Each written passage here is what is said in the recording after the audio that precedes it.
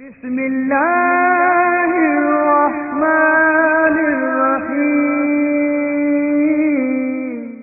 അല്ലാഹുമ്മ സ്വല്ലി അലാ മുഹമ്മദ് യാ റബ്ബി സ്വല്ലി അലൈഹി വസല്ലം. അല്ലാഹുമ്മ സ്വല്ലി അലാ മുഹമ്മദ് യാ റബ്ബി സ്വല്ലി അലൈഹി വസല്ലം. اللهم صل على محمد يا رب صل عليه وسلم. وجه دنيانا لذات.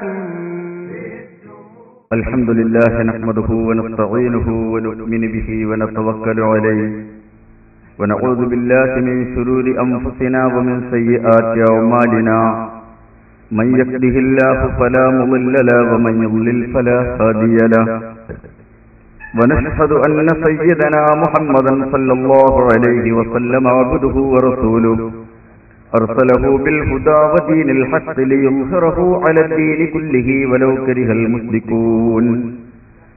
أما بعد فإن خير الحديث كتاب الله وخير الهدي هدي محمد صلى الله عليه وسلم وشر الأمور محدثاتها وكل محدثة بدعة وكل بدعة ضلالة وكل ضلالة في النار.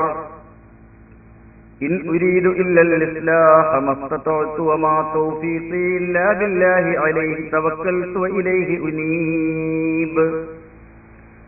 اللهم رب اشرح لي صدري ويسر لي أمري واحلل عقدة من لساني يفقهوا قولي. ആദരണീയരായ അധ്യക്ഷരെ, ബഹുമാന്യരായ സാദാത്തുക്കളെ, മഹാത്മാക്കളായ പണ്ഡിതവര്യന്മാരെ, പ്രിയപ്പെട്ട കാരണവന്മാരെ, സഹോദരങ്ങളെ, സഹോദരിമാരെ, അല്ലാഹുവിന്റെ അനുഗ്രഹം കൊണ്ട് മനോഹരമായ, ആകർഷകമായ, പ്രശാന്തമായ ഒരു പള്ളി ഉദ്ഘാടനം ചെയ്ത് അതിന്റെ ധന്യമായ പശ്ചാത്തലത്തിൽ നിന്നുകൊണ്ടാണ് ഈ വിശുദ്ധമായ മജ്ലിസിൽ ഞാൻ നിങ്ങളോട് സംസാരിക്കുന്നത്. ഈ പ്രദേശത്തുള്ള നിങ്ങൾക്ക് ഒരുപക്ഷെ നിങ്ങളുടെ ജീവിതത്തിലെ ഏറ്റവും സന്തുഷ്ടമായ ഒരു ദിവസമായിരിക്കും ഇത്. കാരണം ഒരു വിശ്വാസിയെ സംബന്ധിച്ചിടത്തോളം അവന്റെ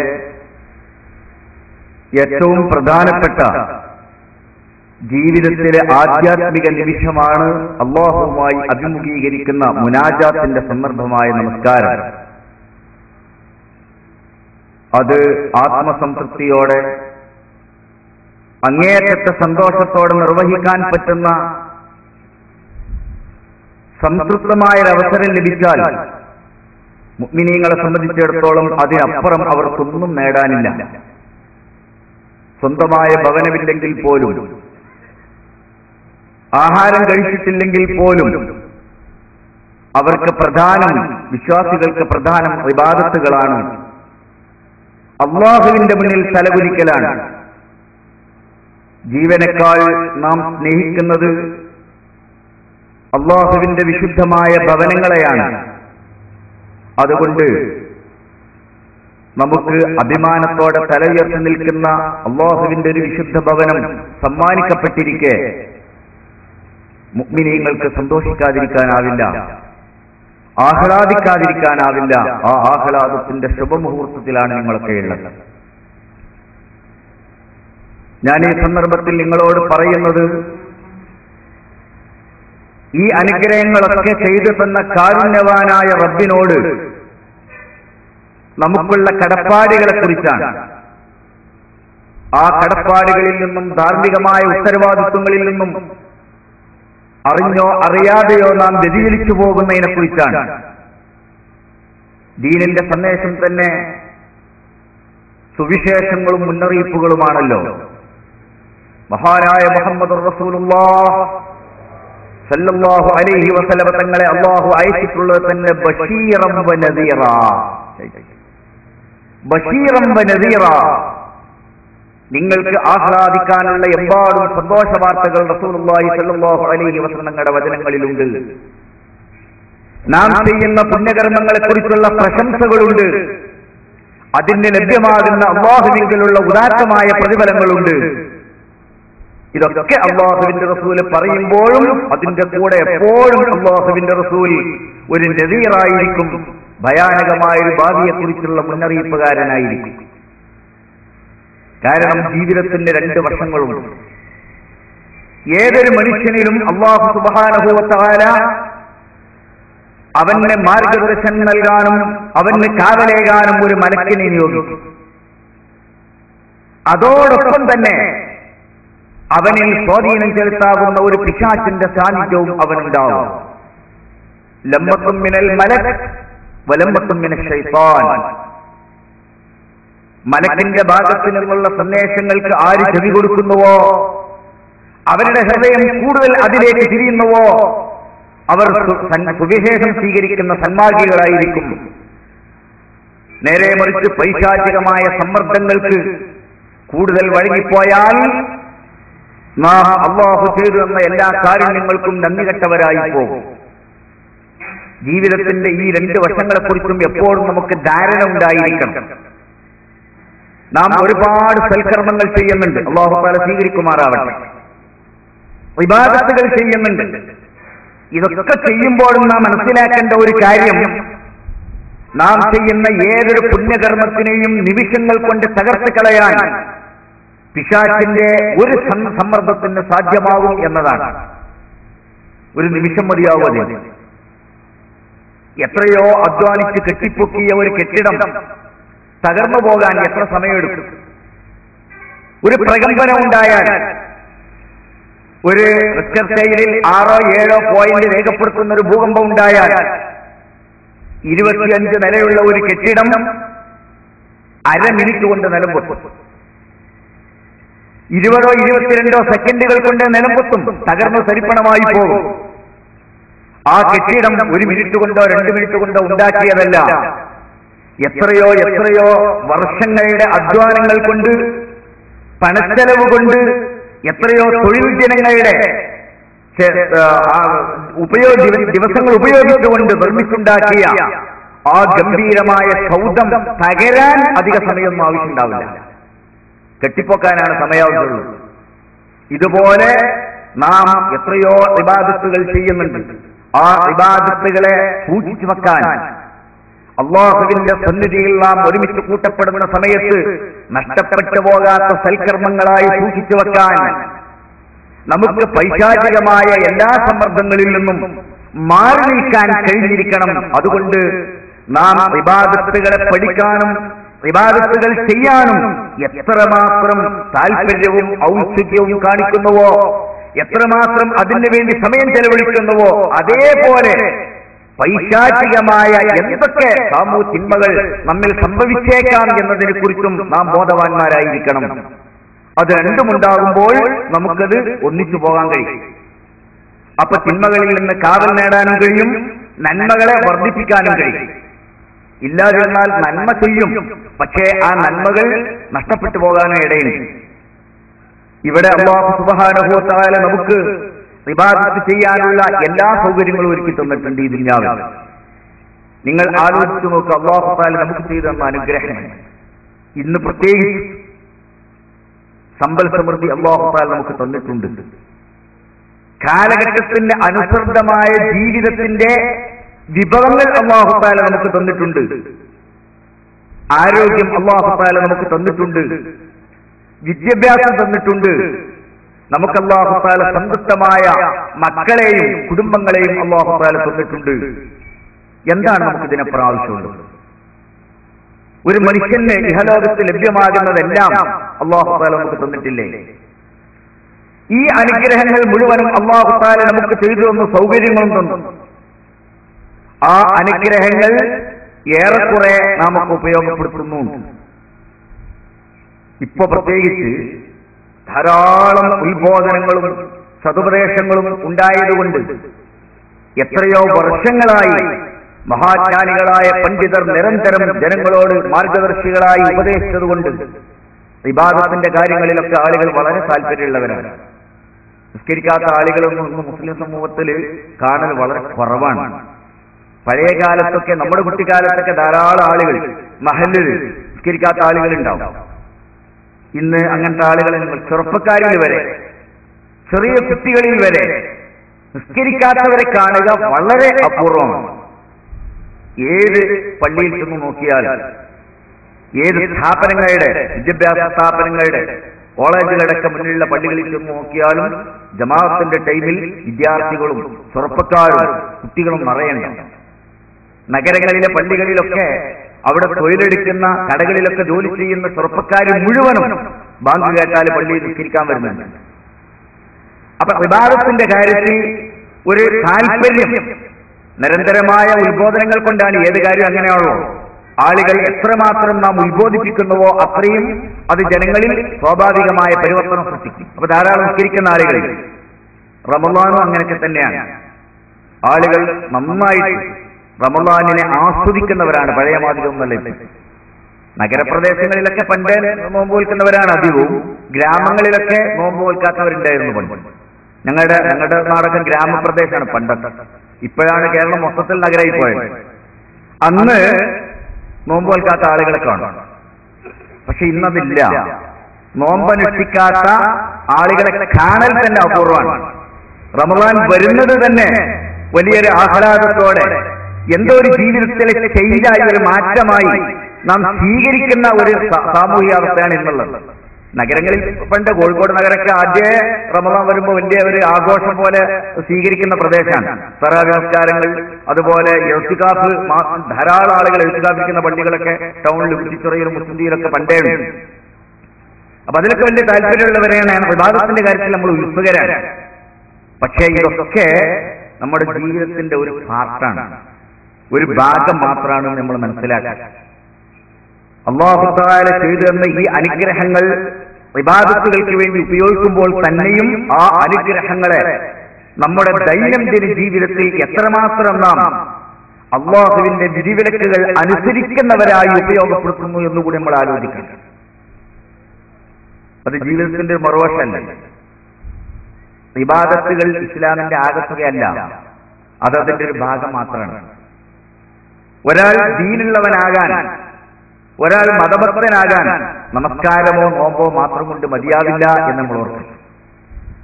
നിസ്കാരവും നോമ്പും സകാത്തും ഹജ്ജും ഇബാദാത്തുകളാണ്. ഇബാദാത്തുകൾ ഇസ്ലാമിക ജീവിതത്തിന്റെ ഒരു പാർട്ട് മാത്രമാണ്. ഇബാദത്തുകൾ കൊണ്ട് അല്ലാഹു തആല ഉദ്ദേശിച്ചത് അല്ലാഹുവിനെ കുറിച്ചുള്ള ചിന്ത ഉണ്ടാക്കാനാണ്. അല്ലാതെ നിങ്ങൾ നിസ്കരിച്ചു കഴിഞ്ഞാൽ അല്ലാഹുവിനോടുള്ള കടപ്പാടുകളൊക്കെ വീടി ഇനി നമ്മുടെ ജീവിതം എങ്ങനെയായിരുന്നാലും തരക്കേടില്ല എന്ന് നിങ്ങൾ തെറ്റിദ്ധരിച്ചു പോകരുത്.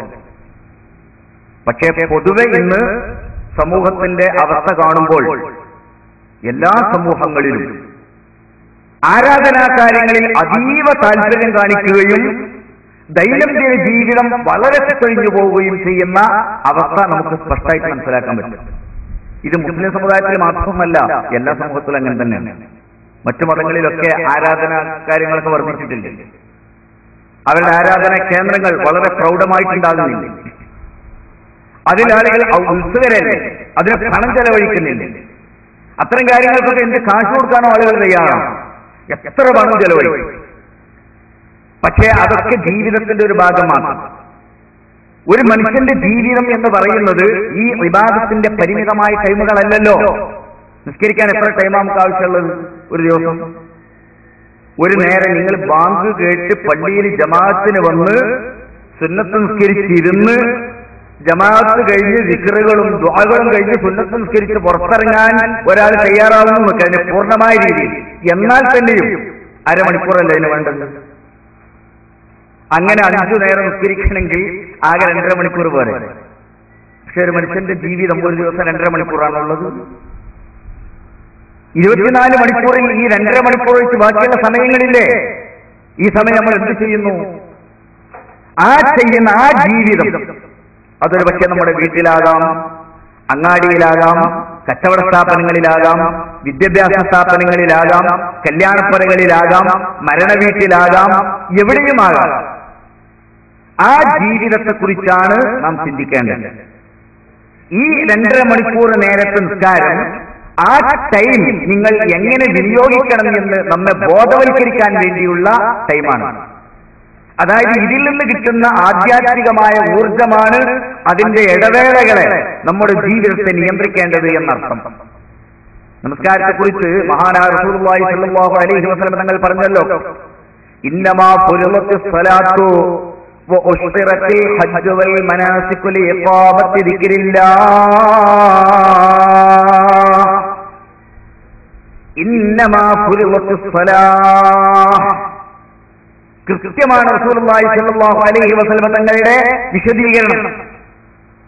നിശ്ചയം ഇന്നമാ ഫുരിളത്തിസ് സ്വലാഹ്, നമസ്കാരം ഫർളാക്കപ്പെട്ടിട്ടുള്ളത്, വഉശ്തിറത്തിൽ ഹജ്ജു വൽ മനാസിക്, ഹജ്ജും അതിന്റെ കർമ്മങ്ങളും, മനാസിക്കുകൾ ഹജ്ജിന്റെ അനുഷ്ഠാനങ്ങളുണ്ട്, ആ അനുഷ്ഠാനങ്ങളും നിങ്ങൾക്ക് പഠിപ്പിക്കപ്പെട്ടതും എന്തിനു വേണ്ടിയാണ്?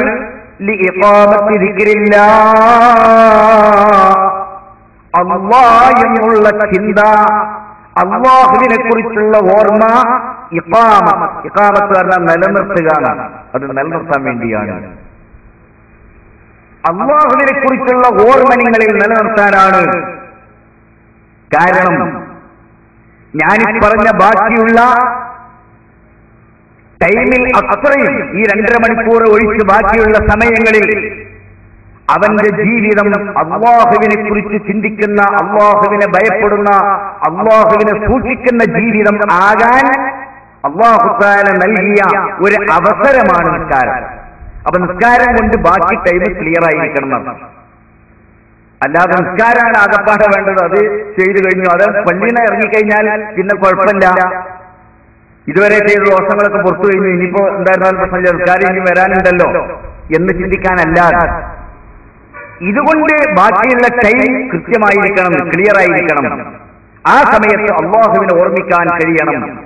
അപ്പൊ ഇത് ശരിക്കും പറഞ്ഞാൽ എന്താ പറയാ, ഒരു ഊർജം നൽകുന്ന, ഒരു റീചാർജ് ചെയ്യാനൊക്കെ പറയുന്നത് അല്ലേ? നിസ്കാരം റീചാർജ് ചെയ്യാനുള്ളത്, നമ്മളെ കൽബുകൾക്ക് റീചാർജ് നൽകാനുള്ളതാണ്. അത് കുറച്ചാകുമ്പോൾ ഇങ്ങനെ അതിന്റെ ബാറ്ററി വീക്കാവും. ഒരു 3-4 മണിക്കൂറൊക്കെ അങ്ങാടിയിൽ ചെലവഴിച്ചാലേ അപ്പൊ എടുത്ത് വണ്ടിയിൽ കയറി വന്ന് അത് രണ്ടാമത് ചാർജ് ചെയ്യണം. അല്ലാതിരുന്നാൽ ഈ തെരുവുകൾ നിങ്ങളെ ചതിക്കും, അങ്ങാടികൾ നിങ്ങളെ വഞ്ചിക്കും, നിങ്ങളുടെ കച്ചവട സ്ഥാപനങ്ങൾ നിങ്ങളെ വഞ്ചിക്കും, പണത്തിനോടുള്ള ത്വര നിങ്ങളെ വഞ്ചിക്കുക തന്നെ ചെയ്യും. അതിന്റെ മുന്നിലാണ് നിങ്ങൾ ജീവിക്കുന്നത്. ഭൗതിക ലോകത്തിന്റെ സകലമാന സുഖാഡംബരങ്ങളുടെയും മധ്യയാണ് നിങ്ങൾ ജീവിക്കുന്നത്.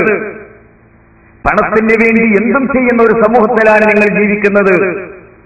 ഇഹലോകത്തിന്റെ എല്ലാ തിന്മകളുടെയും മധ്യയാണ് നിങ്ങളുടെ വീടുകളും നിങ്ങളുടെ അങ്ങാടികളും നിങ്ങളുടെ സാമൂഹ്യ ബന്ധങ്ങളും മുഴുവൻ. ഒരു കാലത്ത് അങ്ങാടികളിൽ മാത്രം, നഗരങ്ങളിൽ മാത്രം ഉണ്ടായിരുന്ന വിനോദ കേന്ദ്രങ്ങൾ, അന്നാ വിനോദ കേന്ദ്രങ്ങളിൽ ഒരു തിയേറ്ററിൽ ഒരു ചെറുപ്പക്കാരൻ പോയാൽ ആളുകൾ അറിയും അത്. അവൻ തിയേറ്ററിൽ പോകാറുണ്ട്, അതൊരു അപമാനമായിട്ട് കാണും അല്ലേ? പിന്നെ വീട്ടിൽ വന്നാൽ ബാപ്പ ചോദ്യം ചെയ്യും, അല്ലെ ഉമ്മ ചോദ്യം ചെയ്യും, ചിലപ്പോൾ അടി കിട്ടിയെന്ന് വരും. പക്ഷെ ആ തിയേറ്ററുകൾ ഒന്നായിട്ട് വീട്ടിലേക്ക് വന്ന് നാം ഹോം തിയേറ്ററുകൾ സ്ഥാപിച്ചൊരു കാലഘട്ടമാണ്. നമ്മുടെ വീടുകൾ തന്നെ തിയേറ്ററുകളാണ്. അപ്പൊ അത്രമാത്രം ഭൗതിക ലോകത്തിന്റെ സാമൂഹിക തിന്മകൾ വ്യാപകമായ നമ്മുടെ വീടിന്റെ അകത്തളങ്ങളിലേക്ക് പോലും കടന്നു വരുന്ന ഒരു സാമൂഹിക ജീവിതത്തിൽ സ്വാഭാവികമാണ് നാം അരമണിക്കൂർ കൊണ്ട് നേടിയെടുത്ത ഈമാൻ അതിന്റെ ചൈതന്യം നഷ്ടപ്പെട്ട് അത് വീക്കായി പോകാൻ വളരെ എളുപ്പമാണ്. അവർ റീചാർജ് ചെയ്യേണ്ടി വരും.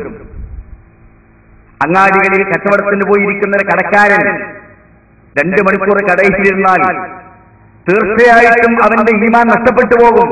കാരണം എല്ലാം മറന്നിട്ട് അവൻ ലാഭത്തെക്കുറിച്ച് ചിന്തിക്കാൻ അവിടെ നിർബന്ധിതനാണ്. അവ ശരീരത്തുകളെ കുറിച്ച് ചിന്തിക്കാൻ പറ്റൂല. അവന്റെ മുന്നിലുള്ളത് കറണ്ടിന്റെ ബില്ലടക്കണം, കടന്റെ വാടക കൊടുക്കണം, ശമ്പളം കൊടുക്കണം. ഇതൊക്കെ ചെയ്തിട്ടുണ്ടെങ്കിൽ ലാഭം കിട്ടണ്ടേ? ചിലപ്പോൾ സത്യസന്ധമായി കച്ചവടം ചെയ്താൽ അത് കിട്ടിയില്ല എന്ന് വന്നാൽ അവന്റെ അപ്പുറത്തുള്ള ഇതേ കച്ചവടക്കാരെ ചെയ്യുന്ന അതേ കൃത്രിമകൾ കാണിക്കാൻ ഇവൻ നിർബന്ധിതനാവും. അവന്റെ ഈമാൻ വീക്കായി പോകില്ലേ? അപ്പൊ ഇത് വീക്കാകാതിരിക്കാൻ വേണ്ടിയാണ് അല്ലാഹു സുബ്ഹാനഹു വ തആല നിസ്കരിക്കാൻ പറഞ്ഞത്.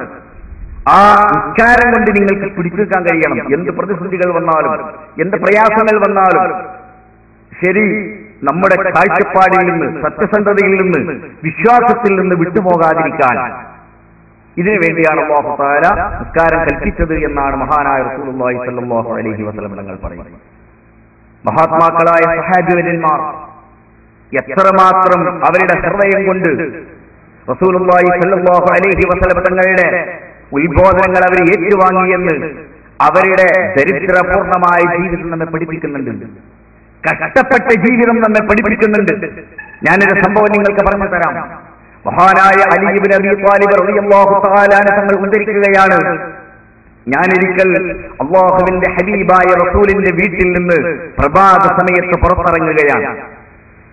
അല്ലാഹുവിന്റെ ഹബീബായ റസൂലിന്റെ വീട്, റസൂലുള്ളാഹിന്റെ വീട് എന്ന് പറഞ്ഞാൽ അലി ഇബ്നു അബീ ത്വാലിബിനെ സംബന്ധിച്ചിടത്തോളം അതേതാണ്?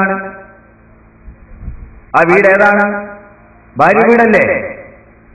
റസൂലുള്ളാഹിന്റെ പ്രിയപ്പെട്ട മകൾ സയ്യിദത്തുനാ ബീവി ഫാത്തിമത്തുൽ ബത്തൂൽ റളിയല്ലാഹു തആല അൻഹയെ കല്യാണം കഴിച്ച് റസൂലുള്ളാഹിന്റെ ഹൃദയപുഷ്പമായ ഫാത്തിമയുടെ ഭർത്താവിന്റെ അലി ഇബ്നു അബീ ത്വാലിബ് റളിയല്ലാഹു അൻഹു ആ ഭാര്യ വീട്ടിൽ നിന്ന് ഇറങ്ങുന്ന കഥയാണ് ഈ പറയുന്നത്. അലി റളിയല്ലാഹു അൻഹു പറയുന്നു, നല്ല കൊടും തണുപ്പുള്ള രാത്രിയാണ്. മദീനയിലെ ഡിസംബർ, മദീനയിൽ പോയ ആളുകൾക്കൊക്കെ അറിയും.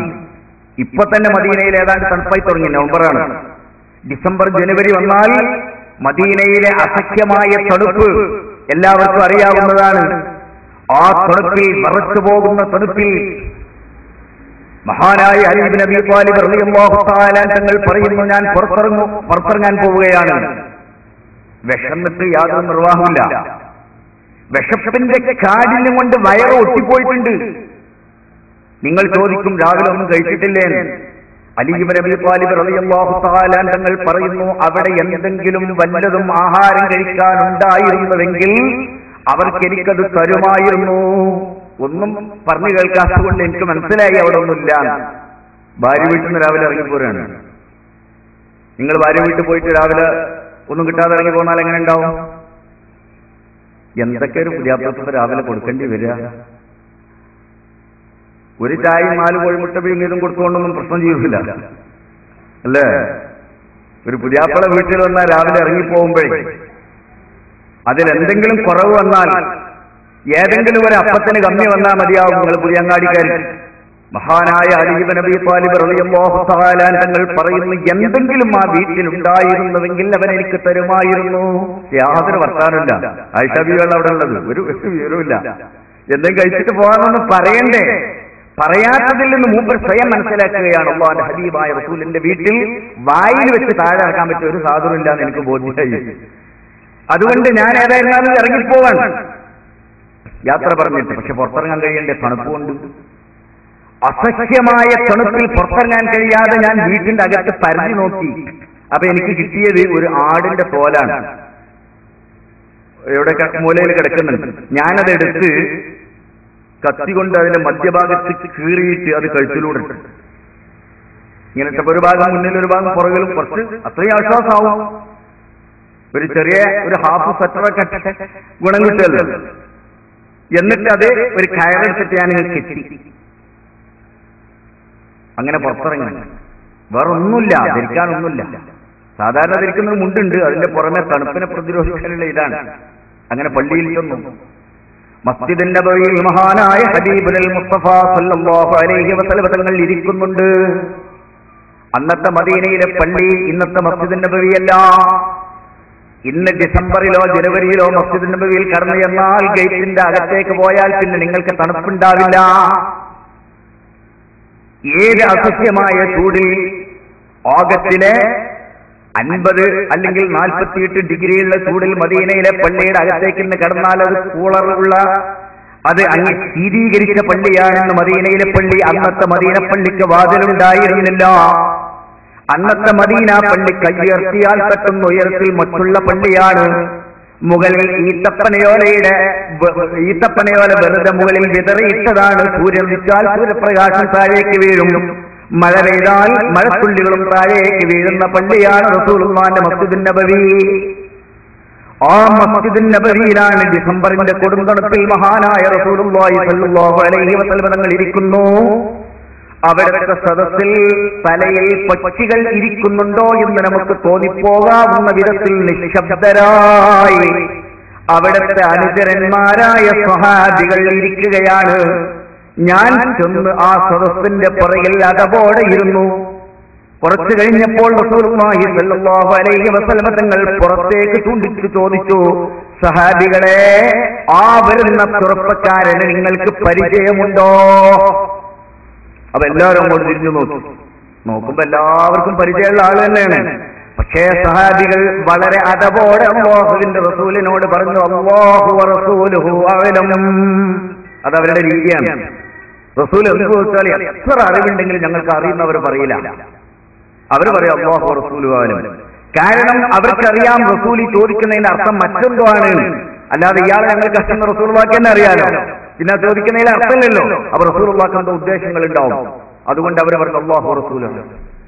അല്ലാഹുവിന്റെ റസൂൽ ചൂണ്ടിക്കാണിച്ച ചെറുപ്പക്കാരൻ അല്ലാഹുവിന്റെ റസൂല് മദീനയിൽ ഹിജറ വരുന്നതിന്റെ മുമ്പ് മക്കയിൽ നിന്ന് മദീനക്കാർക്ക് ദീന് പഠിപ്പിച്ചു കൊടുക്കാൻ റസൂലുള്ള പ്രതിനിധിയായി അയച്ച ചെറുപ്പക്കാരനായ മുസ്അബ് ബിൻ ഉമൈർ റളിയല്ലാഹു തആല അൻഹു ആണ്.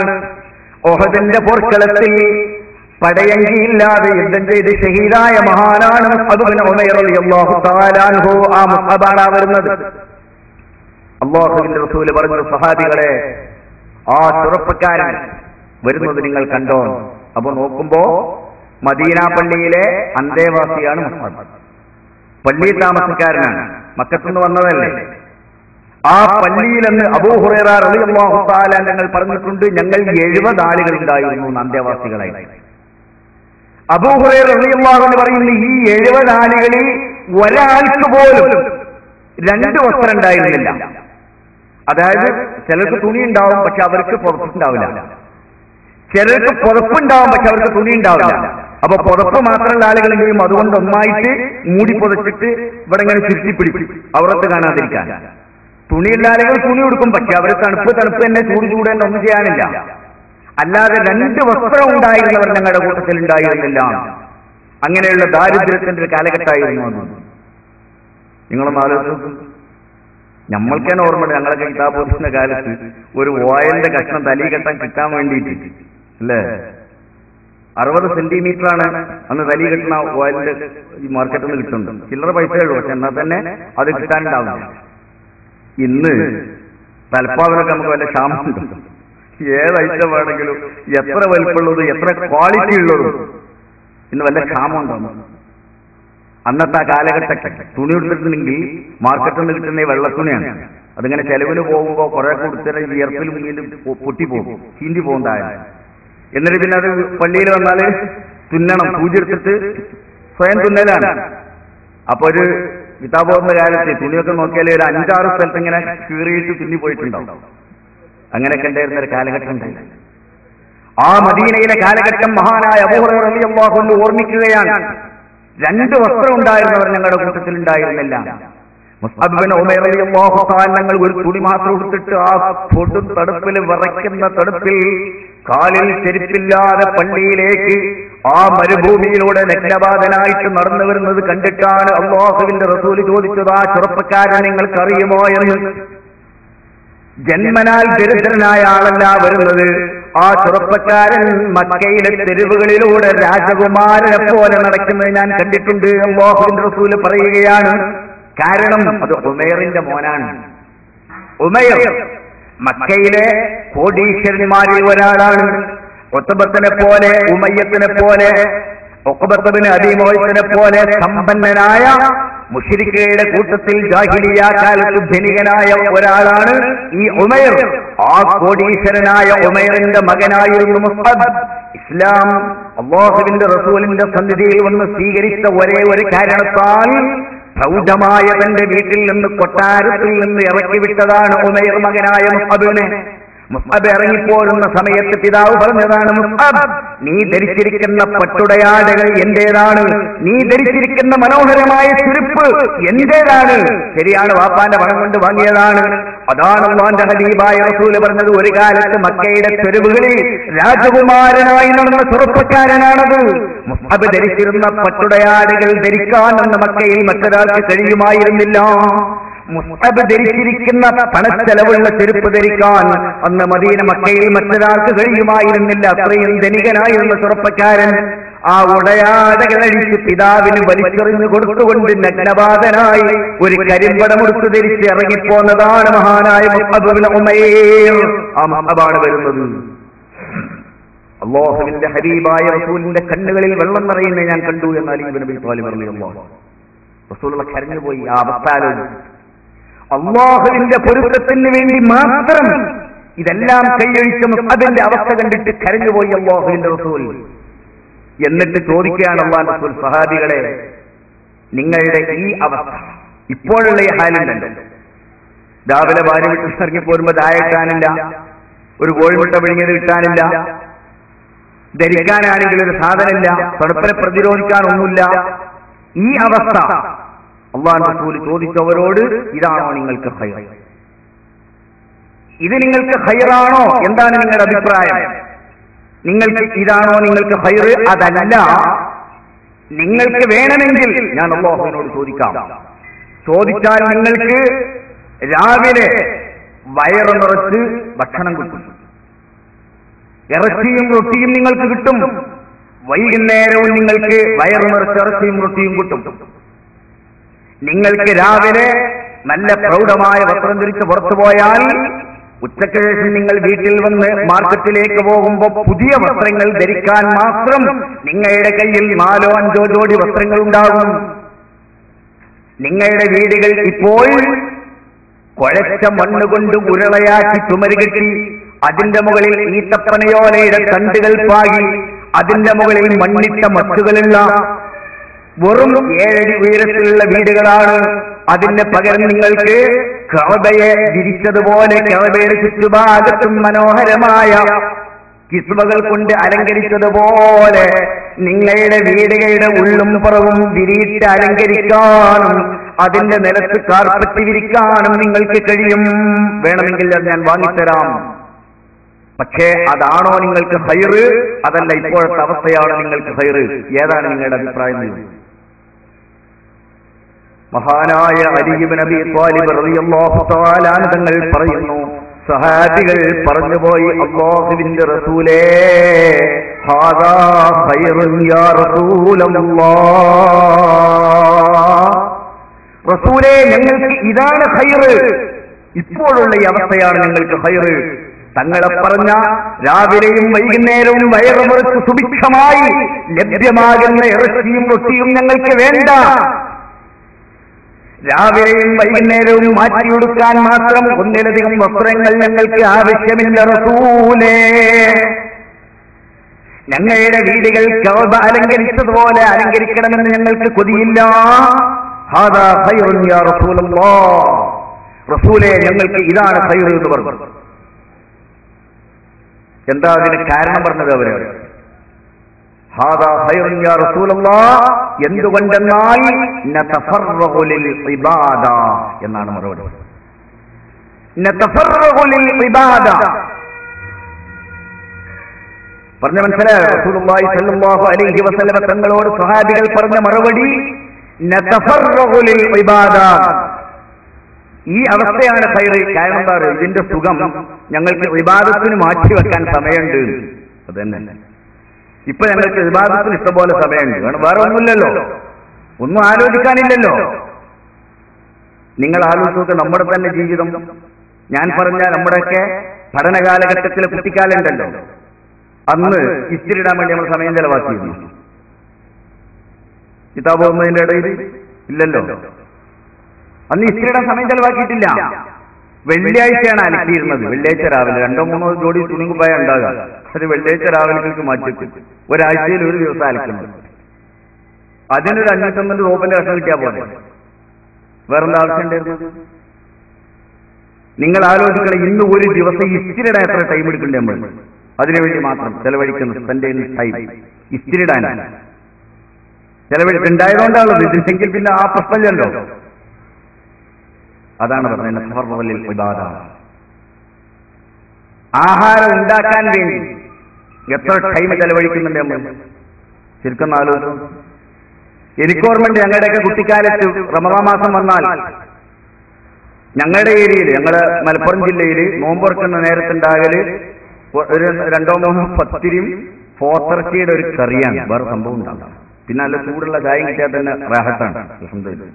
നല്ല എരിവുണ്ടാവും ഈ പോത്തിറച്ചിന്റെ ചാറ്. ആ എരിവുള്ള ചാറ് കുത്തി പത്തിരി നാടേന് മുകളിൽ ചൂടുള്ള ചായം കുടിച്ചാൽ പിന്നെ ഒന്നും വേണ്ട. ഈ ഒരു സംഭവം അതിന് കുറഞ്ഞ ടൈമിന് വേണ്ടി അത് ഉണ്ടാക്കാൻ, എന്നാൽ തന്നെ അതുണ്ടാക്കി നമ്മളൊക്കെ പരിഗണന കിട്ടാൻ പ്രയാസമാണ്. കാരണം റമളാനിന്റെ ലാസ്റ്റായി തുടങ്ങിയാല് 15 കഴിഞ്ഞാൽ പിന്നെ ആ പത്തിരി ഉണ്ടാക്കാൻ ഉമ്മ തയ്യാറാവില്ല. പത്തിരി ഉണ്ടാക്കിയിട്ടില്ലല്ലോ, എല്ലാ എസ്എംഎസും പത്തിരി ഉണ്ടാക്കിയിട്ടില്ലല്ലോ. അതിപ്പോ ഞാൻ കത്തോതി തീർത്തിട്ടില്ല. ഉമ്മ ഉദ്ദേശിച്ച കത്തുണ്ടാവും. അത് തീരാതെ പത്തിരിന്റെ വിഷയമൊന്നും ഉമ്മാന്റെ വലയിൽ കയറില്ല. കാരണം അവരെ ചിന്തയിലുള്ള അതാണ്. ആ റമളാൻ എത്ര ഖത്തം ഓതണമെന്ന് അവർ തീരുമാനിച്ചിട്ടുണ്ടാവും. അത് ഓതി തീർക്കാതെ അവർ നമസ്കാരപ്പായി എഴുന്നേൽക്കൂല. നിങ്ങൾ ആലോചിച്ച് നോക്കുക, റമളാനില് ഒരു നോമ്പ് തുറക്കുന്ന വിഭവം ഉണ്ടാക്കാൻ വേണ്ടി നമ്മളെ പെണ്ണുങ്ങളൊക്കെ എത്ര ടൈം ചെലവാക്കുന്നുണ്ട്. പിന്നെ എൻ്റെ ഇടയിൽ ഖത്തം ഓതാൻ നേരമുണ്ടാവും. എത്ര ഖത്തം തീർക്കാൻ പറ്റും, എത്ര ദിക്റെല്ലാം പറ്റും, എത്ര നിസ്കരിക്കാൻ പറ്റും? ടൈം കിട്ടൂലല്ലോ. കാരണം ആഹാരം ഉണ്ടാക്കാൻ തന്നെ ഇവിടെ ആവശ്യത്തിലേറെ ടൈം വേണം. ഡ്രസ് അലക്കാനോ തേക്കാനോ എത്ര ടൈം വേണം? സഹാബത്തിന്റെ മറുപടി അവര് പറഞ്ഞത്, റസൂലേ ഞങ്ങൾക്ക് ഇത് മതി, വസ്ത്രക്കത്ര മതി, ആഹാരക്കത്ര മതി. എന്തുകൊണ്ടെന്നാൽ ഞങ്ങൾ ഇബാദത്തിന് വേണ്ടി ഇപ്പോൾ ഞങ്ങൾക്ക് ഇഷ്ടം പോലെ സമയമുണ്ട് റസൂലേ. അതിനാൽ ഹാദാ ഖൈറുൻ, ഇതാണ് ഞങ്ങൾക്ക് ഖൈറ്. ആ പഴയ കാലത്ത് വീടുണ്ടായിരുന്ന കാലത്ത് നമ്മൾക്ക് വീടിന് വേണ്ടി എത്ര സമയം ചെലവഴിക്കേണ്ടി വന്നിരുന്നു, എത്ര അധ്വാനിക്കേണ്ടി വന്നിരുന്നു ഒരു വീടുണ്ടാക്കാൻ. വീടൊരു പ്രശ്നമല്ലല്ലോ. ഇന്ന് ഒരു വീടുണ്ടാക്കാൻ വേണ്ടി ഒരു മനുഷ്യൻ ആയുഷ്കാലം അധ്വാനിക്കാൻ, അവന്റെ ആയുസ് മുഴുവനും ചെലവഴിക്കുന്നത് വീടിനാണ്. എത്ര ആളുകളെ ഗൾഫ് നാടുകളിലൊക്കെ പോയി കഷ്ടപ്പെട്ട് അധ്വാനിച്ചിട്ട് വയസ്സായിട്ട് ഇനിയും നാട്ടു പോകാനായില്ലേ, പൊരണ്ടാക്കിയിട്ടില്ല അറിയാമോ? അപ്പൊ ഇതുവരെ നിങ്ങൾ എന്താ ചെയ്യും? ഇതുവരെ കുട്ടികളെ കെട്ടിച്ചു പോയില്ലേ? അതൊക്കെ മക്കളെ കെട്ടിച്ചു പോയി. ഇപ്പൊ ഈ വയസ്സ് പല്ല് പോയ സമയത്ത് ഇയാൾ ഗൾഫിൽ എല്ലുമുറിയെ പണിയെടുക്കാനാണ്. എന്തിന്? പൊരണ്ടാക്കാൻ. പൊരണ്ടാക്കാനല്ല, ആ പൊര അവന്റെ അയൽവശത്തുള്ള വീടുകളെ പോലെ പ്രൗഢമായിരിക്കാൻ. അല്ലാതെ വെറുതെ ഒരു പൊരണ്ടാക്കാനല്ല, അതിനെത്ര കാശൊന്നും വേണ്ടല്ലോ. അപ്പുറത്തുള്ള വീട് പോലെ ആകണ്ടേ? അതിനൊരു 50 ലക്ഷം അല്ലെങ്കിൽ 75 ലക്ഷം ഇല്ലാതെ പൊരണ്ടാക്കാൻ കഴിയും. അപ്പൊ അതുപോലെ പൊരണ്ടാക്കാൻ ഇവൻ എന്നിട്ട് ആ പൊരൊക്കെ ഉണ്ടാക്കി ആയി വരാനാവുമ്പോഴേക്ക് അവര് അത്യാവശ്യം എന്തൊക്കെ മനുഷ്യർക്ക് രോഗം ഉണ്ടാവും അതൊക്കെ ഉണ്ടായിട്ടുണ്ടാവും. എന്നിട്ട് ഈ പെരന്ന് ആസ്വദിക്കാൻ സമയം കിട്ടണ്ടേ? അവിടെ കിട്ടുന്നില്ല. അപ്പൊ അയാൾ മരിച്ചു പോയിട്ടുണ്ട്. നിങ്ങൾ ആലോചിക്കണം, സഹാബികൾ ആ ചിന്ത തലയിനാണ്ട് ഒഴിവാക്കാണ്. എന്തിനേറെ ഇബാദത്തിന് വേണ്ടി മാറ്റിവെക്കാൻ. കാരണം അവർക്കറിയാം ഇത് വിട്ടുപോയാൽ നാം അതിന്റെ ശരിയായ എസൻസിൽ നിന്ന്, ഇബാദത്തിന്റെ ശരിയായ ആധ്യാത്മികതയിൽ നിന്ന് വിട്ടുപോയാൽ, പുറത്തിറങ്ങിയാൽ ഈ നഗരം നമ്മളെ ചതിക്കും, നമ്മുടെ വീടുകൾ നമ്മളെ ചതിക്കും, നമ്മുടെ കുടുംബങ്ങൾ നമ്മളെ ചതിക്കും. ഇല്ലേ? നിങ്ങൾ പറയൂ, എന്തിനാണ് ഈ ആളുകൾ ഇത്രയും കഷ്ടപ്പെടുന്നത്? എന്തിനാണ് അവർ വിഷമിക്കുന്നത്? ഒരു മനുഷ്യന് ഈ ദുനിയാവിൽ ജീവിക്കാൻ വേണ്ട ആഹാരം ലഭിക്കാനാണോ? അതിനുവേണ്ടിയാണോ ആളുകൾ കഷ്ടപ്പെടുന്നത്? ഒരു മനുഷ്യന് അത്യാവശ്യമായി അവന്റെ ശരീരത്തിൽ ധരിക്കാവുന്ന വസ്ത്രം ലഭിക്കാനാണോ? നിങ്ങളൊരു വർഷത്തെ ബജറ്റും തയ്യാറാക്കി നോക്കും. നോർമൽ സാധാരണഗതിയിൽ ആഹാരം കഴിക്കുന്നുണ്ടല്ലോ മനുഷ്യന്മാർ. ആ ആഹാരം കഴിക്കാൻ എത്ര ചെലവ് വരും? നിങ്ങളൊരു കടയിൽ നിന്ന് സ്ഥിരമായിട്ട് ഒരു മസാലക്കടയിൽ നിന്ന് സാധനം വാങ്ങുകയാണെങ്കിൽ ഒരു മാസത്തേക്ക് നിങ്ങളുടെ വീട്ടിൽ ഒരു 4-5 അംഗങ്ങളുടെ ഒരു കുടുംബത്തിലേക്ക് അരിയും മല്ലിയും മുളകും വാങ്ങാൻ എത്ര കാശ് ചെലവാകും? ഈ പൈസ കിട്ടാനാണോ നിങ്ങളെ അധ്വാനിക്കുന്നത്? അതിനുവേണ്ടിയാണ് ഈ ആളുകൾ കഷ്ടപ്പെടുന്നത്. അവന് അത്യാവശ്യമായ 2-3 ജോഡി ഡ്രസ്സ് അല്ലെങ്കിൽ 4 ജോഡി ഡ്രസ്സ് ഈ ആധുനിക കാലഘട്ടം ആയതുകൊണ്ട് അതിനു വേണ്ടിയാണോ അവനെ അധ്വാനിക്കാൻ എത്ര കാശ് വേണം? ഒരു വർഷത്തിൽ 4 ജോഡി ഡ്രസ്സ് വാങ്ങാൻ എത്ര പൈസ വേണം? കണക്കൂട്ടി നോക്കുന്നത്. അതൊന്നുമല്ല, ആളുകൾ അധ്വാനിക്കുന്നത് എന്തിനാണെന്ന് വെച്ചാൽ ചുറ്റുഭാഗത്തുമുള്ള ആളുകൾ ജീവിക്കുന്നത് പോലെ അവരെന്തൊക്കെ ചെയ്യുന്നോ അതൊക്കെ ചെയ്യാൻ, അവരെന്തൊക്കെ മാമൂലുകൾ ചെയ്യുന്നോ ആ മാമൂലുകൾ ചെയ്യാൻ, അവരെന്തൊക്കെ സാമൂഹികമായ തിന്മകൾ ചെയ്യുന്നോ ആ തിന്മകൾ ചെയ്യാൻ, അതിനുവേണ്ടി പണം ഉണ്ടാകാനാണ് ഈ അധ്വാനിക്കുന്നത്. ആ പണം ഉണ്ടാകണമെന്ന്, ആ കാര്യങ്ങൾ ചെയ്യണമെന്ന് നിങ്ങൾ ആഗ്രഹിച്ചിട്ടില്ലെങ്കിൽ പോലും നിങ്ങളുടെ കൂട്ടുകാർ നിങ്ങളെ നിർബന്ധിക്കും, നിങ്ങളുടെ മാതാപിതാക്കൾ നിങ്ങളെ നിർബന്ധിക്കും, നിങ്ങളുടെ ഭാര്യമാർ നിങ്ങളെ നിർബന്ധിക്കും, നിങ്ങളുടെ മക്കൾ നിങ്ങളെ നിർബന്ധിക്കും. ആ സമ്മർദ്ദങ്ങളിൽ നിങ്ങൾക്ക് പിടിച്ചു നിൽക്കാൻ കഴിയില്ല. അപ്പൊ നിങ്ങൾ അധ്വാനിക്കാൻ നിർബന്ധിതരാവും.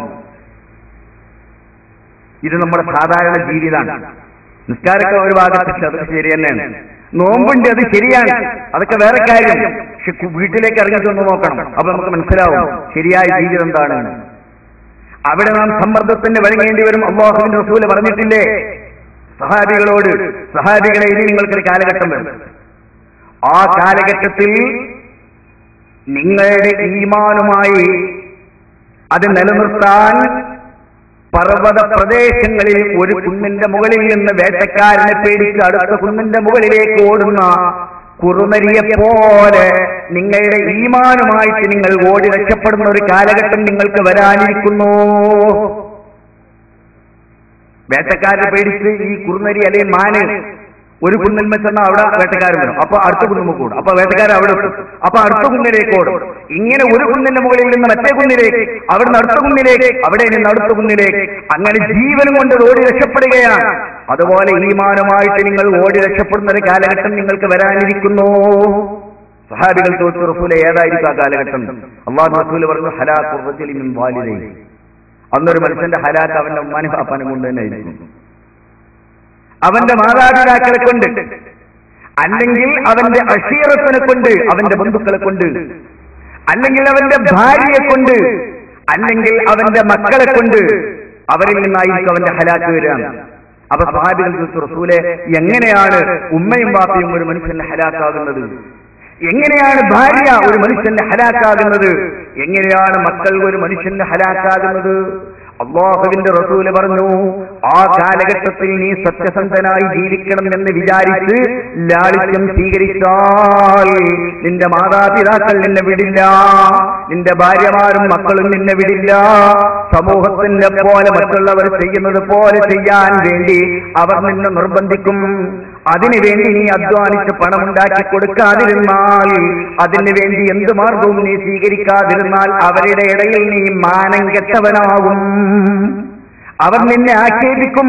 ബഖീൽ എന്ന് പറയും, പിശുക്കൻ എന്ന് പറയും, അല്ലെങ്കിൽ കയ്യയില്ലാത്തവൻ എന്ന് പറയും, അല്ലെങ്കിൽ ഒന്നിനും കൊള്ളരുതാത്തവൻ എന്ന് നിന്നെ കുറിച്ച് അവർ പറയുന്ന ഒരു കാലഘട്ടം വരുമ്പോൾ അവരുടെ മാനം കാക്കാൻ വേണ്ടി നീതിയില്ലാതെ, ഹലാല് ഹറാമില്ലാതെ നീ തെറ്റുകളിലേക്ക് വഴുതിപ്പോയി അവസാനം നരകം വാങ്ങുന്ന ഒരു കാലഘട്ടം നിനക്ക് വരാനിരിക്കുന്നു.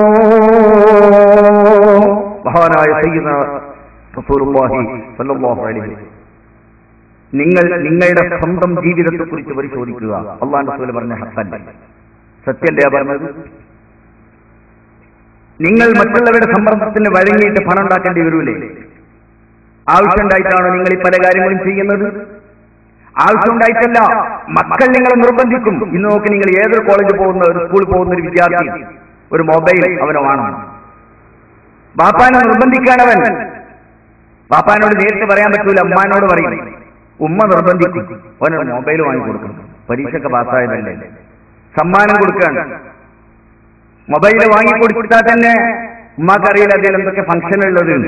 അവ മോൻ പറയും ബ്ലൂടൂത്ത് വേണമെന്ന് പറയും. ബ്ലൂടൂത്ത് ഉള്ള മൊബൈൽ വാങ്ങിക്കൊടുക്കണം. ഈ വാപ്പാക്ക് പിടിപ്പിക്കാൻ കഴിയില്ല, തരില്ല എന്ന് പറയാൻ വാപ്പാക്ക് ധൈര്യം ഉണ്ടാവും. അല്ലെങ്കിൽ ഉമ്മ പറഞ്ഞാൽ എങ്ങനെ മോശമല്ലേ? എല്ലാ കുട്ടികളെയും മൊബൈലുള്ള സ്ഥിതിക്ക് മൊബൈൽ വാങ്ങിക്കൊടുക്കാതിരുന്ന മോശമല്ലേ? ഈ സമ്മർദ്ദത്തിന് വഴങ്ങാളിയാണ്. പറ്റില്ല എന്ന് പറയാൻ തന്റെ ഇടത്തോടെ പറയാൻ കഴിഞ്ഞ എത്ര വാപ്പാരുണ്ടാവും? അവന്റെ ഭാര്യമാർ നിർബന്ധിക്കുന്ന സാമൂഹികമായ അനാചാരങ്ങൾ, എണ്ണമറ്റ അനാചാരങ്ങൾ നമ്മുടെ നാടുകളിലില്ലേ? നമ്മുടെ കുടുംബങ്ങളുടെ ജീവിതത്തിലേക്ക് ഇറങ്ങിത്തുന്നു നോക്ക് നിങ്ങൾ. നാം ഈ പണം ചെലവഴിക്കുന്ന മുഴുവൻ യാഥാർത്ഥ്യങ്ങൾക്ക് വേണ്ടിയാണോ? ആവശ്യങ്ങൾക്ക് വേണ്ടിയാണോ? ജനങ്ങളുടെ മുന്നിൽ അഭിമാനം നേടാൻ വേണ്ടി? ഇവിടൊക്കെ എന്തൊക്കെ ആചാരങ്ങളിൽ എനിക്കറിഞ്ഞുകൂടെ. ഞങ്ങളുടെ നാട്ടിലൊക്കെ ഉള്ള ചില സംഭവങ്ങൾ, ചില സാമൂഹികമായ ആചാരങ്ങൾ കേട്ടോ. ഞാനൊരു വിമൻ കോളേജ് നടത്തുന്നുണ്ട്, പെൺകുട്ടികളുടെ ഒരു വിദ്യാഭ്യാസ സ്ഥാപനം. വളരെ നോർമൽ ചെറിയൊരു ഫീസാണ് വാങ്ങുന്നത്. 10ാം ക്ലാസ് കഴിഞ്ഞ പെൺകുട്ടികൾക്ക് ഇസ്ലാമികമായ ഖുർആനും ഹദീസും ഫിഖ്ഹും ഒക്കെ പഠിപ്പിക്കുന്നുണ്ട്. അതോടൊപ്പം അവർക്ക് പ്ലസ് ടു പാസ്സാകാറുണ്ട്. സാധാരണഗതിയിൽ അങ്ങനത്തെ വിദ്യാഭ്യാസ സ്ഥാപനങ്ങൾ വളരെ കുറവാണ്. അപ്പൊ അതൊരു ഒരു വല്ലാത്തൊരു അനുഗ്രഹമാണ്. അനുഗ്രഹം ആകണമെന്ന് കരുതിയിട്ടാണ് നമ്മൾ കഷ്ടപ്പെട്ട് ഉണ്ടാക്കുന്നത്. എന്നിട്ട് അവിടെ ഒരു അഡ്മിഷന്റെ ടൈം വന്നാൽ എനിക്കറിയും ഈ രക്ഷിതാക്കൾ പരിസര പ്രദേശത്തുള്ള ആളുകളായതുകൊണ്ട് ഉമ്മാരാണ് എന്തിനായി വരുന്നത്? ശുപാർശ പറയാനാണ്. ഫീസ് കൊടുക്കാൻ കഴിയുന്നത് ആകപ്പാട് ഒരു 200 രൂപ മാസത്തിൽ ഫീസ് കൊടുക്കണം. ഈ അധ്യാപകർക്ക് ശമ്പളം കൊടുക്കും. ആ മാസത്തിൽ 200 രൂപ ഒരു കൊല്ലത്തിൽ എത്ര കാശുമാണ്? ഒരു 2200-400 രൂപയാണ്. ഇതവരെ കൊണ്ട് തരാൻ കഴിയില്ല. കഴിയാത്തവരല്ല അധികവും. പക്ഷെ വാപ്പാരെ വരാത്തത് കൊണ്ടാണ്. എനിക്കറിയാവേ ഈ വാപ്പാരെ. ഉമ്മാരെ പറഞ്ഞാൽ ഞാൻ ആളാരാണ് പെട്ടെന്ന് മനസ്സിലാവില്ലല്ലോ. എന്നിട്ട് ഉമ്മാരെ പറഞ്ഞേക്കും. ഞാൻ അവരോട് പറയും ഒക്കെ ശരി തന്നെയാണ്. വർഷത്തിൽ 2400 രൂപ തരാൻ നിങ്ങൾക്ക് കഴിയില്ല. എന്തിന്? നിങ്ങളുടെ പെൺകുട്ടിക്ക് ഈ വിദ്യാഭ്യാസം കൊണ്ട് കിട്ടാവുന്നത് ഒരു തൊഴിലോ ജോലിയോ ഒന്നല്ല, അതിനേക്കാൾ ഉപരിയായ അവരുടെ പരലോകത്തിന്റെ സുരക്ഷയാണ്. കാരണം നമ്മളവർക്ക് ഖുർആനാണ് പഠിപ്പിച്ചു കൊടുക്കുന്നത്, ഹദീസാണ് പഠിപ്പിച്ചു കൊടുക്കുന്നത്. വെറും ക്ലാസ്, ഖുർആന്റെ ഹദീസിന്റെ ക്ലാസുകളല്ല, അവരുടെ ജീവിതമാണ്. ഒരു മുസ്ലിമായ സ്ത്രീയുടെ ജീവിതം എന്താണ് എന്നാണ് നമ്മൾ പഠിപ്പിച്ചു കൊടുക്കുന്നത് 2 വർഷം കൊണ്ട്. അവരുടെ ഭാവിക്ക്, ദുനിയാവിലെയും ആഖിറത്തിന്റെയും ഭാവിക്ക് വേണ്ടി ഇത് നിങ്ങളുടെ കുട്ടിക്ക് നന്നായി പഠിച്ചാൽ നേടാൻ പോകുന്നത് പാരത്രിക ലോകത്തിന്റെ വിജയമാണ്. അതിന് നിങ്ങൾക്ക് ഒരു 2400 രൂപ ചെലവാക്കാൻ പറ്റില്ലെങ്കിൽ വേണ്ട, ശരി ഞാൻ പഠിപ്പിച്ചോളാം, എനിക്ക് പ്രയാസമില്ല, നിങ്ങളെ മക്കളെ ഞാൻ പഠിപ്പിച്ചോളാം. ശരി, കാര്യമുണ്ട്. ഈ ഒരു കൊല്ലത്തിന്റെ ഇടയ്ക്ക് ഇനി എങ്ങാനും പറയുന്നത് പള്ളാണാൻ പോകാൻ വേണ്ടി 8000 രൂപ ചെലവാക്കി ഞാൻ കളിക്കരുത്. കേട്ടന്റെ കാശുണ്ടായിരുന്നു ഞാൻ. കാരണം എനിക്കറിയാം, ഒരു പെണ്ണ് ഗർഭിണിയായി കഴിഞ്ഞാൽ അവളെ വീട്ടിൽ കൊണ്ടുപോയാൽ അവളുടെ വയറ് കാണാൻ വേണ്ടി പോകാൻ വേണ്ടി 8000 രൂപ 9000-10000 രൂപയ്ക്കാണ് ചെലവാക്കുന്നത്. അലുവ വാങ്ങാൻ. നിങ്ങൾ ആലോചിക്കുന്ന സമൂഹമാണ് ഇത്. 1-2 ആളുകൾ ചെയ്യുന്ന ആളെ നമുക്ക് മനോരോഗികളെന്ന് വെക്കാം. മൊത്തം 1-2 ആളുകളിൽ ഒരു സമൂഹം മുഴുവനാണ് ഇത് ചെയ്യുന്നത്. എന്നിട്ട് ഈ മാർക്കറ്റിൽ എത്ര പ്രശസ്തമായിരുന്നാലും, കോഴിക്കോടൻ അലുവ വളരെ പ്രശസ്തൊക്കെ തന്നെയാണെങ്കിലും ഇന്നിപ്പോ ആരെങ്കിലും തിന്നുന്നുണ്ടോ? ആർക്കാണ് ഇത് ഇഷ്ടമുള്ളത്? ഞങ്ങളുടെ ഏരിയയിൽ. കാരണം ഒരു മനുഷ്യനത് മധുരം ഉപയോഗിക്കാൻ പാടില്ല, ചായയിൽ തന്നെ പഞ്ചസാര ഉപയോഗിക്കാൻ പാടില്ല. എല്ലാവരോടും ഡോക്ടർമാർ അഡ്വാൻസ് ആയിട്ട് പറഞ്ഞു കാണുന്ന ആരും മധുരം ഉപയോഗിച്ചു പോകരുത്. ഇനിയിപ്പോ പഞ്ചസാര പാക്കറ്റിന്റെ മുകളിൽ എഴുതി വെക്കാൻ പോകും, സിഗരറ്റ് പാക്കറ്റിന്റെ മുകളിലുള്ളത് പോലെ. ഇത് വളരെ അപകടകാരിയാണ്, ആരും തൊട്ടുപോകരുത്. എന്നിട്ട് ഈ പഞ്ചസാര കലക്കിയിട്ട് ഉണ്ടാക്കിയ ഈ സാധനം ഒരൊറ്റ കടയിലും അതിന്റെ പേരിൽ ചെലവ് കുറഞ്ഞിട്ടില്ല. എവിടെയെങ്കിലും ചെലവ് കുറഞ്ഞിട്ടുണ്ടോ? നാട്ടിൽ കാണുന്ന ഒക്കെ പ്രമേഹ രോഗികളാണ്. ഏത് വഴി ചെന്നാലും ചായക്ക് മധുരമില്ല. എല്ലാവരും വന്നിട്ട് ചോദിക്കും, ഒരു അസുഖമില്ലാത്ത നമ്മളോട് വരെ ചോദിക്കും പഞ്ചസാര വേണോ? വെറുതെ ചോദിക്കാതിരിക്കാൻ കഴിയില്ല അവർ. ഇങ്ങനെ ആർക്കും പഞ്ചസാര വേണ്ടാത്ത ലോകമായിട്ടും ഇവിടെ പഞ്ചസാരക്ക് എന്തെങ്കിലും വില കുറഞ്ഞിട്ടുണ്ടോ, ഡിമാൻഡ് ഉണ്ടായിട്ടുണ്ടോ, അലുവ ചെലവാകാതിരിക്കുന്നുണ്ടോ ഇല്ല. എന്നിട്ട് ഈ അലുവ വാങ്ങിയിട്ട് കെട്ടാക്കിയിട്ട് വരെ വീട്ടിൽ കൊണ്ടുപോയി കൊടുക്കും. എന്നിട്ട് ആ കിട്ടുന്ന വീട്ടുകാരോ ഇവർക്കത് ആവശ്യമുണ്ടോ? ആവശ്യമില്ല. പക്ഷെ കൊടുത്തിട്ടില്ലെങ്കിൽ അവർ ജിഹാദ് വിളിച്ചിട്ടുണ്ടാവും. പിന്നെ ആ പെണ്ണ് മര്യാദയ്ക്ക് പ്രസവിക്കാനേ ഇല്ല. മാനസികമായ ടെൻഷൻ ഉണ്ടാക്കിയിട്ട് പിന്നെ പ്രഷർ കയറി ആശുപത്രിയിൽ പോകും ഇത് കൊണ്ടുപോയി കൊടുത്തിട്ടില്ലെങ്കിൽ. എന്നിട്ട് ഇത് കിട്ടിയാൽ ഇങ്ങനെ കഷ്ണാക്കിയിട്ട് എല്ലാ വീടുകൾക്കും കൊടുക്കും. ഒരൊറ്റ വീട്ടുകൾക്ക് ഇത് ആവശ്യമുണ്ട്. കുട്ടികൾ വരാത്ത സാധനം തിന്നൂല, എന്നിട്ട് പുറത്തേക്ക് വലിച്ചെടുക്കും. എന്നിട്ട് കാക്കകൾ തിന്നാണ് ഇവർക്കല്ലേ, കാക്കിൽ തിന്നൂലല്ലേ അലുവ. ഒരു ജീവിക്കും അത് വേണ്ട. എന്താ അതിന് വേണ്ടിയിട്ടാണ് 8000-10000 രൂപ ചെലവാക്കുന്നത്. ഒരു നാട്ടിന്റെ ആചാരം. ഞാനൊരു ഉദാഹരണം പറഞ്ഞതേ ഉള്ളൂ. നിങ്ങളെ വളരെ ഉണ്ടോ എന്ന് എനിക്കറിഞ്ഞോട് എന്റെ നാട്ടിലൊരു അവസ്ഥയാണ്. അപ്പൊ ഇവർക്ക് ഇതിന്റെ ശരീരത്തുകളൊന്നും പ്രശ്നമില്ല. അതിന് അവരെങ്ങനെയെങ്കിലും പണം ഉണ്ടാവും. ഖുർആൻ പഠിക്കാൻ, ഹദീസ് പഠിക്കാൻ മകൾക്ക് 200 രൂപ മാസത്തിൽ ഫീസ് കൊടുക്കാനില്ലാത്ത ഈ പാവങ്ങൾ ഇതിനു വേണ്ടി പണം ചെലവഴിക്കാൻ, ഒരു പ്രയോജനമില്ലാത്ത കാര്യത്തിന് വേണ്ടിയിട്ട് ചെലവഴിക്കാൻ. ഇതുപോലത്തെ എണ്ണമറ്റ സാമൂഹികമായ സംഭവങ്ങൾ നമ്മുടെ നാട്ടിലുണ്ട്. ഒരുപക്ഷെ അവരെ സന്ദർശിക്കാൻ പോകുമ്പോഴോ എന്തെങ്കിലും ഹദിയ കൊണ്ടുപോകലൊന്നും തെറ്റാന്നുള്ള അർത്ഥത്തിലല്ല ഞാൻ ഈ പറയുന്നത്. പക്ഷെ നമ്മളൊരു കാര്യം ചെയ്യുമ്പോൾ അതിന്റെ ന്യായങ്ങളെയും അന്യായങ്ങളെയും കുറിച്ച് ചിന്തിക്കണ്ടേ? ഇതിന് യാതൊരു പ്രശ്നമില്ല. എത്ര പണം ഇതുപോലത്തെ കാര്യങ്ങൾക്ക് വേണ്ടി, ഒരു റൂമൊക്കെ ഉണ്ടാക്കാൻ, ഒരു വീടുണ്ടാക്കാൻ അല്ല പ്രശ്നം. ഒരു കല്യാണം നടക്കുകയാണെങ്കിൽ പുതിയാപ്പൾക്ക് കയറിയിരിക്കാനുള്ള ഒരു അറ ഉണ്ടാക്കി കൊടുക്കാൻ എത്ര രൂപ നിങ്ങൾക്ക് ചെലവാകും? നിങ്ങൾ സന്തോഷത്തോടെ പള്ളിയിൽ നിസ്കരിക്കാൻ വരുന്നുണ്ട്. പക്ഷേ നിങ്ങൾ നിർബന്ധിച്ചതിന്റെ പേരിൽ അപ്പുറത്ത് ഇരുന്നിട്ട് സുന്നത്ത് നിസ്കരിച്ചാണ്ട് കരയുന്ന ആളുകളെ കാണും. അയാൾ ബേജാറായി കരയാണ്, പടച്ചവനെ അറുണ്ടാക്കാൻ പൈസ ഇല്ലല്ലോ, ഇപ്പം എന്താ ഞാൻ ചെയ്യാറുണ്ട്, നിസ്കരിച്ചെന്നാണ് കരയാണ്. അതിനുള്ള ഉപകരണങ്ങൾക്ക് വേണ്ടി, ദുന്യാവിന്റെ ആഡംബരങ്ങൾക്ക് വേണ്ടിയാണ് ഈ വാശി പിടിക്കുന്നത്. മുസ്ലിങ്ങളാണ് നമ്മളൊക്കെ. ദീനില്ലാത്തവരോ അറിവില്ലാത്തവരോ അല്ലെങ്കിൽ സാമൂഹിക ബോധമില്ലാത്ത ആളുകൾക്കാണെങ്കിൽ കുഴപ്പമില്ല, അവർക്ക് ഖുർആനില്ല, ഹദീസില്ല. നമ്മുടെ കയ്യിൽ വിശുദ്ധ ഖുർആനില്ലേ, നമ്മുടെ കയ്യിൽ ഹദീസില്ലേ. മഹാനായ റസൂലുള്ളാഹി സ്വല്ലല്ലാഹു അലൈഹി വസല്ലം തങ്ങളുടെ ജീവിതത്തിന്റെ ചിത്രങ്ങൾ നമ്മുടെ മുന്നിലില്ലേ. ഹദീസിൽ കാണും മഹാനായ അഷ്റഫുൽ ഖൽഖ് സ്വല്ലല്ലാഹു അലൈഹി വസല്ലം തങ്ങൾ മദീന പള്ളിയുടെ മുറ്റത്ത് ഒരു ദിവസം കിടക്കുകയാണ്. ഈത്തപ്പന ഓല മടങ്ങുണ്ടാക്കിയ പായയിലാണ് അല്ലാഹുവിന്റെ റസൂൽ കിടക്കുന്നത്. കുപ്പായം ധരിച്ചിട്ടില്ല, കുപ്പായം ഉണ്ടായിരുന്നില്ല, അതുകൊണ്ട് ധരിച്ചിട്ടില്ല. റസൂലുള്ളാഹി പായയിൽ കിടന്നിട്ട് ഉറങ്ങുകയാണ്. ആ സമയത്താണ് മഹാനായ അമീറുൽ മുഅ്മിനീൻ ഉമർ ഇബ്നുൽ ഖത്താബ് റളിയല്ലാഹു തആല തങ്ങൾ കടന്നു വരുന്നു. ആ ഈത്തപ്പനയോലയിൽ അർദ്ധനഗ്നരായി കുപ്പായമില്ലാതെ കിടക്കുന്ന റസൂലുള്ളാഹി സ്വല്ലല്ലാഹു അലൈഹി വസല്ലം തങ്ങളെ മഹാനായ ഉമർ ഇബ്നുൽ ഖത്താബ് റളിയല്ലാഹു അൻഹു കുറച്ചു സമയം ഇങ്ങനെ നോക്കി നിന്നു. ആ ഉറക്കിന്റെ ഇടയിൽ റസൂലുള്ളാഹി നേടി തിരിഞ്ഞു കിടന്നു. ഇപ്പുറത്തേക്ക് തിരിഞ്ഞപ്പോൾ ആദ്യം കിടന്ന ഭാഗത്ത് ആ മൃദുലമായ ഭൂമിയിൽ ഈത്തപ്പന ഓലയുടെ മനോഹരമായ അടയാളങ്ങൾ പതിഞ്ഞു കിടപ്പുണ്ടായിരുന്നു. ഈത്തപ്പനന്റെ ഓലയാണ്. സാധാരണ നമ്മളൊക്കെ ഓല പായുണ്ടാക്കിയ തെങ്ങിന്റെ ഓലയാണ്, കുറച്ച് മിനുസുണ്ടാവും. ഈത്തപ്പനന്റെ ഓല പരിക്കനാണ്. തെങ്ങിന്റെ ഓലയുടെ മിനുസുണ്ടാവില്ലല്ലോ. ആ പായയിൽ റസൂലിന് തിരിഞ്ഞു കിടന്ന പായ, അതിന്റെ ശരിയായ ചിത്രം റസൂലുള്ളാഹിന്റെ ശരീരത്തിൽ പതിഞ്ഞിരിക്കുകയാണ്. ഉമർ ഇബ്നുൽ ഖത്താബ് റളിയല്ലാഹു അൻഹു കരഞ്ഞുപോയി. അപ്പോഴാണ് റസൂൽ ഉണരുന്നത്. ഉമറിന്റെ മുഖത്തേക്ക് നോക്കിയിട്ട് അല്ലാഹുവിന്റെ റസൂല് അമ്പരപ്പോട് ചോദിച്ചു, അൻത യാ ഉമർ, അൻത യാ ഉമർ, നീയോ? നീയോ എന്ന് ചോദിച്ചാൽ നീയാണോ കരയുന്നത്? വേറെ ആരെങ്കിലും കരഞ്ഞാൽ മനസ്സിലാകാം. അബൂബക്കർ സിദ്ദീഖ്, ഉസ്മാൻ ഇബ്നു അഫ്ഫാനൊക്കെ കരയും, കാരണം അവർ അങ്ങനത്തെ ആളുകളാണ്, വളരെ ലോലമായ മനസ്സാണ്. ഉമർ ഇബ്നുൽ ഖത്താബ് കരയാന്ന് പറഞ്ഞാൽ അതൊരു അത്ഭുതം തന്നെയല്ലേ. വേറെ ആര് കരഞ്ഞാലും അത് മനസ്സിലാകുമല്ലോ. ഉമർ ഇബ്നുൽ ഖത്താബ്, ഖാലിദ് ഇബ്നു വലീദ്, ഇങ്ങനത്തെ ആളുകളൊക്കെ കരയാന്ന് പറഞ്ഞാൽ അത് സംഭവിക്കുന്നതല്ലല്ലോ. അതുകൊണ്ടാണ് റസൂൽ ചോദിച്ചത്, അൻത യാ ഉമർ, നിനക്കെന്ത് പറ്റി, നീയാണോ കരയുന്നത്? അപ്പൊ കഥ എന്താണെന്ന് അറിയില്ലല്ലോ. റസൂൽ എന്താ ഉമറിനെന്തോ പറ്റിയിട്ടാന്നാ വിചാരിച്ച അള്ളാന്റെ റസൂൽ. മഹാനായ ഉമർ ഇബ്നുൽ ഖത്താബ് റളിയല്ലാഹു തആല തങ്ങൾ പറഞ്ഞു, അല്ലാഹുവിന്റെ തിരുദൂതരെ, പേർഷ്യയിലെയും റോമിലെയും ചക്രവർത്തിമാർ പട്ടുമെത്തകളിലാണ് കിടക്കുന്നത്. പേർഷ്യയിലെയും റോമിലെയും ചക്രവർത്തിമാർ പട്ടുമെത്തകളിൽ കിടക്കുകയാണ്. അങ്ങ് അഷ്റഫുൽ ഖൽഖാണ്, സൃഷ്ടികളിൽ അത്യുത്തമരായ റസൂലേ, അങ്ങ് എന്തിനാണ് ഇങ്ങനെ വിഷമിക്കുന്നത്? അതുകൊണ്ട് അങ്ങേക്ക് കിടക്കാൻ, ഈ പായയിൽ ഇരിക്കാൻ ഞങ്ങളൊരു വിരിപ്പ് വാങ്ങി തരട്ടെയോ റസൂലേ? അല്ലാഹുവിന്റെ ഹബീബായ റസൂലിനോട് ഉമർ ഇബ്നുൽ ഖത്താബ് ചോദിച്ചു. അപ്പോൾ റസൂലുള്ളാഹിന്റെ മുഖഭാവം മാറി. റസൂൽ എഴുന്നേറ്റിരുന്നു. രൂക്ഷമായി ഉമറിന്റെ മുഖത്തേക്ക് നോക്കിയിട്ട് അല്ലാഹുവിന്റെ ഹബീബായ റസൂൽ പറഞ്ഞു, ഉമർ, നീയാണോ അത് പറയുന്നത്? നീയാണോ അത് പറയുന്നത്? അമാ തർലാൻ തകൂന ലഹുമുദ് ദുനിയാ വലനൽ ആഖിറ.